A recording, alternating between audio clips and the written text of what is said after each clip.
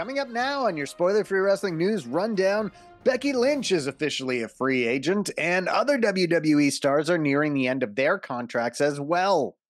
What is going on with Uncle Howdy and the strange happenings on WWE.com? Plus, we have business updates on WWE, AEW, and New Japan Pro Wrestling. All that and more coming up now. So Becky Lynch is officially a free agent. That is as of Saturday, June 1st. We know she said 2 months ago on the MMA Hour that her contract is up around now, and Fightful is reporting that June 1st is the official day. So Becky Lynch is a free agent. Happy vacation to Becky Lynch. We know that the Wrestling Observer is reporting that she's taking an extended leave of absence. She certainly deserves it, but all the same, it could be a long time before we see Becky Lynch again. In other WWE contract news, Scripps, aka Reggie, and now known as Sidney Akeem, is officially a free agent as well. He revealed on his Instagram not too long ago that his contract officially expired on June 1st as well. And so he will debut later this month with Game Changer Wrestling as Sidney Akeem, and plans to continue his pro wrestling career. We also know that Natalya's contract is up in the near future. That's coming from Fightful. She has been offered a new deal with the company, but as of yet has yet to sign. So we don't know if she's holding out for a better offer or what's going on with Natalya. She has been teasing working on a movie based on her family, the Hart family. And we also know that she's got her Dungeon 2.0 out in Florida, where she helps to train a lot of wrestlers. And she actually specifically mentioned one wrestler she helps train or trains with in the Dungeon 2.0, that being Angelo Dawkins. So on Twitter recently, Natalya wrote about Dawkins, and it's up on your screen now. She wrote, "Every Wednesday, Dawkins drives 4 hours to and from the dungeon. He trains for 3+ hours every practice in the Florida heat, no air conditioning, and works his ass off to help others in the ring. His dedication and quiet leadership always inspire me." So some big words of praise from Natalya to a Dungeon 2.0 member, Angelo Dawkins. So Mark Henry, we know that his contract with AEW expired recently, and he popped up on Saturday night's MLW Battle Riot broadcast, which was just up for free on YouTube. Anybody can just go stream Battle Riot right now. So Mark Henry was there, and he was along with Teddy Long for the match between AJ Francis and Alex Kane, as those two fought over the leadership to the Bomaye Fight Club. And also, speaking of Mark Henry, many longtime fans noticed some similarities between the main angle on SmackDown this week with another famous fake retirement swerve, and that being, of course, Mark Henry's salmon jacket promo, followed by his attack on John Cena. Mark Henry was asked about the comparison between what AJ Styles did on SmackDown last night and what he did with John Cena so many years ago. And Henry seemed very pleased with the idea that they paid homage to this angle on SmackDown this week. And he said, "I like it when you bring in history and you use that as an element." So you do have to wonder if Mark Henry could be on his way back to WWE. Consider that they basically paid tribute to him on Friday night. Obviously, Henry's a very well-respected person in the business, so maybe we'll see WWE bring Mark Henry back in, but he definitely plans on staying involved in wrestling, as evidenced by the fact that he was on MLW's show on Saturday. Olympic gold medalist and former WWE wrestler Gable Steveson has signed with the Buffalo Bills. So Steveson, of course, was released from WWE earlier this year, and he is apparently going to be a defensive lineman for the Buffalo Bills. And this is from ESPN. They wrote, "Gable Steveson, an Olympic gold medalist and one of the most dominant college wrestlers in NCAA history, is jumping to the NFL to sign with the Buffalo Bills," his agent Carter Chow told ESPN. And Stevenson said to the outlet, he said, "I have been fortunate to compete at the highest level of competition in my sport, but am looking forward to the challenge of seeing how my wrestling skills may translate to football. I am grateful to Coach Sean McDermott, GM Brandon Bean, and the Buffalo Bills organization for giving me this opportunity. Now, one person who wrestled Gable Steveson in WWE, wrestled a few dark matches with him on SmackDown tapings, was Trevor Lee, the former Cameron Grimes in WWE. So recently, when a former WWE writer wrote in response to a post about Gable Steveson signing with the Bills, he wrote, what position is he playing? And Trevor Lee / Cameron Grimes responded with, whichever one requires the least amount of work and has other people make him look good, I'm assuming. Wait, wrong sport. So it doesn't seem like Cameron Grimes was very impressed with Gable Steveson when he worked with him recently. The front page of WWE.com has been taken over by who or whatever has been behind the QR codes we've seen on WWE programming as of late. So over the weekend, if you went to WWE.com, you may have seen this message. It's got a gray blurred out image of a person, I'm assuming, and there is this message that reads, hello, I'd like to tell you a story about value. We often equate value with utilization. That is not the case. If a piece of currency is crumpled, ignored, and tossed to the side, does it lose its value? Of course not. It is simply in the hands of the ignorant. Oh. We often devalue ourselves as a result of the ignorance of those around us. Their words define us. I have been guilty of this myself. I have let the expectations of others determine my self-worth. Oh. But once I realized my calling, the words of the naysayers began to fall on deaf ears. I am nobody. I am all of us. When you free yourself from the preconceived ideas of others, from the lies, you become liberated. I accepted my calling only when I was able to set the others free. We followed the words of the red, and now we see. I offer you one last chance at redemption. It doesn't have to be this way. The cave can no longer exist. We are going to burn it to the ground. A massacre is coming. And then they've included the words 168/197. So look, I don't know what's going on here, but I do know that if you want to dive deep into it, there's more than enough YouTubers who are going all into the little Easter eggs that could be part of what's going on here with these QR codes, and maybe Uncle Howdy's involved, and maybe some people from Bray Wyatt's past. Who knows? I certainly wouldn't give anything away, but there appears to be a lot going on here, and the WWE commentators have started to acknowledge it. So it's coming closer to the surface. And so I do think that we are getting closer to a debut of sorts of whoever or whatever is behind these QR codes and stuff on WWE.com. On Saturday's Stardom show in Korakuen Hall, Toni Storm appeared via video and challenged Mina Shirakawa to a match at Forbidden Door. Storm said she's been watching Shirakawa, and any friend of Mariah's is a friend of hers, but she just wants to see what type of woman Shirakawa really is. And Shirakawa would later accept Storm's challenge, so later on in the show. So it looks like we are going to get Toni Storm possibly defending the AEW Women's World Championship against Stardom's Mina Shirakawa at Forbidden Door.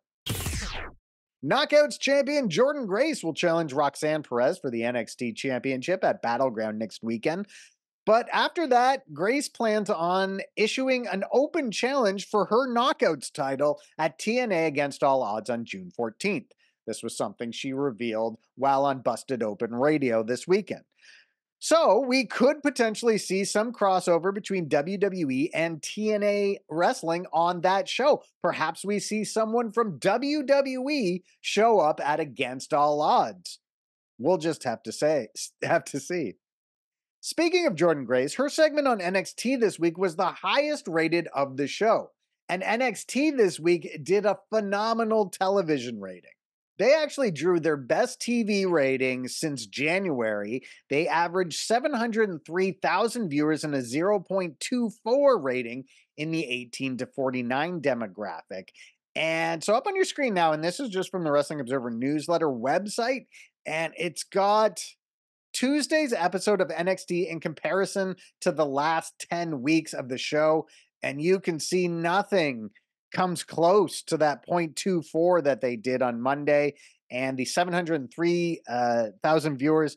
Obviously, that's the highest they've done in 10 weeks as well. So, of course, this show had Sexy Red on it. So there would have been a lot of fans of Sexy Red who maybe are only casual wrestling fans or not even wrestling fans at all. They were tuning in to see her. However, Sexy Red's segment wasn't the highest rated of the show. That was Jordynne Grace and Roxanne Perez's. Now, of course, people didn't know Jordynne Grace was going to be on the show. They did know a surprise was coming in that segment. So you can't really say like, oh, Jordynne Grace drew this big rating. But you can say that nobody turned the channel when she was revealed as Perez's surprise opponent. So there does seem to be some drawing power with Jordynne Grace in NXT. But of course, obviously, the big draw on this show and the reason NXT did such a great rating this week was Sexy Red. Still, I'm not going to discount Jordynne Grace causing a bit of a rating spike. Speaking of TNA wrestling, it's a bit of a mixed bag of news for them as of late, because obviously this talent sharing deal they have with WWE is fantastic for them, but there's some concerning backstage news regarding the promotion as well. So TNA Wrestling is going through some changes, and reports came out this week. There was a report from PW Insider that David Sahadi, who had been their head of production for years and years, he has been let go. So they have let go their head of production. They've also let go some people from their live events team have been let go as well. And also TNA Wrestling doesn't have any events booked after August. Now they usually have their shows built out like 2-3 months at a time. So it's not ridiculous that they don't have any shows booked past August. But that in combination with the layoffs to their head of production, to their live events team, could possibly be seen as concerning. Then there was another report that came out from the Wrestling Observer this week that R.D. Evans, who had been one of their top creative guys for a long, long time, and may have been the top creative guy, maybe along with Tommy Dreamer, it's not really clear. But since Scott D'Amore left the promotion, R.D. Evans had been playing a more important role in the creative of the company. And he left this week. He resigned. And it's said to be one of those resignations where it's like, he said, you know what? I've had enough of this crap and I'm gone. So there was some strained relations between R.D. Evans and TNA Wrestling that had been going on since Scott D'Amore had been let go.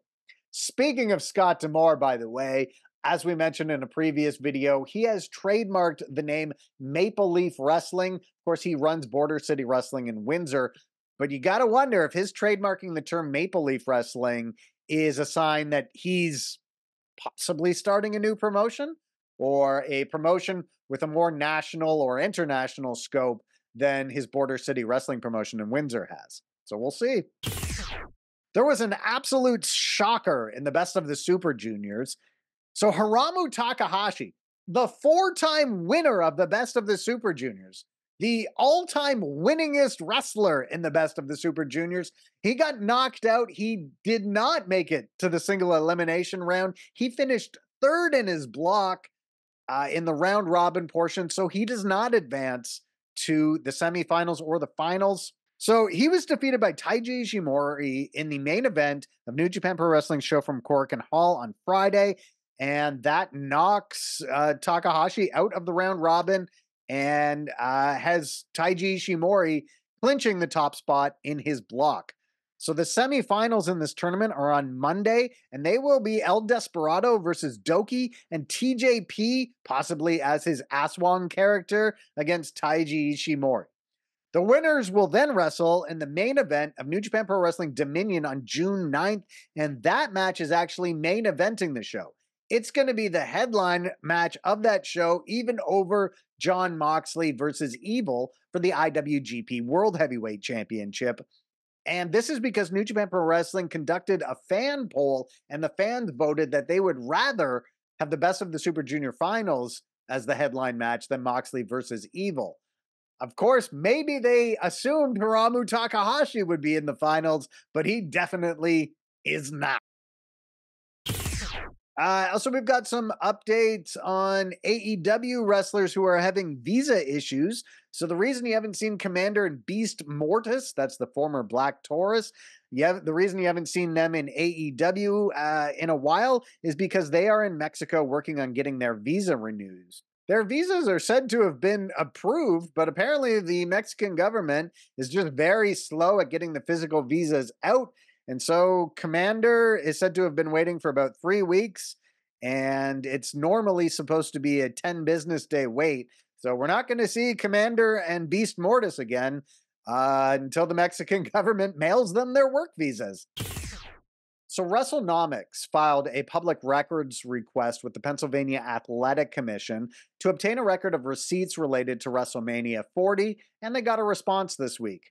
As it turns out, much of what WWE said about the event is true. It really is, or was, the most lucrative event in wrestling history in terms of ticket sales.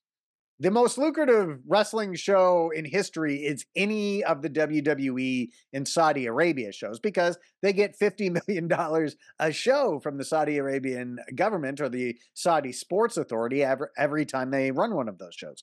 However, in terms of ticket sales, night 2 of WrestleMania 40 now holds the all-time pro wrestling gate record for a single day event. They did 18,433,000 in ticket sales.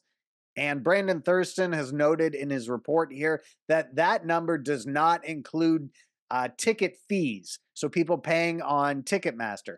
So I did a loose calculation of what $18 million is when you add Ticketmaster fees on top of them, and I got about $3 to $4 billion. So that's very lucrative.